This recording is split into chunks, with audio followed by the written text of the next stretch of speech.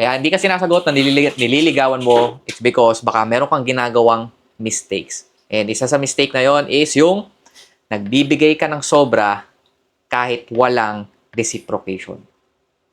Okay, so saan ba nanggaling to?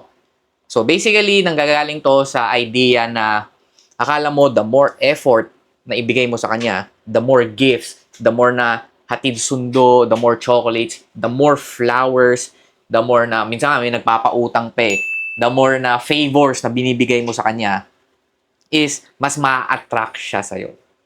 So akala mo effort is equals to attraction. However, it is not. Effort does not equal to attraction. Hindi siya ganun nag-work. Because attraction cannot be negotiated. Never mo mane-negotiate yung attraction. It's either 1 or 0.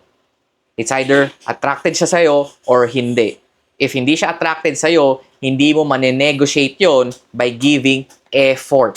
Okay? By giving more gifts. By giving more flowers. By giving, ito, ampaw yan, ampaw. By giving her money. Okay? Kahit ano pang ampaw gamitin mo, kahit gaano pa kalaki yung perang gamitin mo, if hindi siya attracted sa'yo, you cannot negotiate that by giving her more efforts. Or ito, yung mga pagbibigay ng gifts. Yung alam mo yun, giving her energy or giving her something. Hindi yun mag-work. That is because, in order for a woman to be attracted sa'yo, na-attract sila on how strong you are. Kaya ito, yan o, strong, malakas yan o. Naka-flex, men. Women are attracted to strength. Okay, kaya nga, di ba, yung pinipili nila yung, they feel na yung strongest option for them. Again, women are security-seeking creatures. That's why they're looking for the strongest mate, strongest option for them. Okay? They're not looking for how much effort do you give them. If ang babae hindi niya nararamdaman na malakas ka,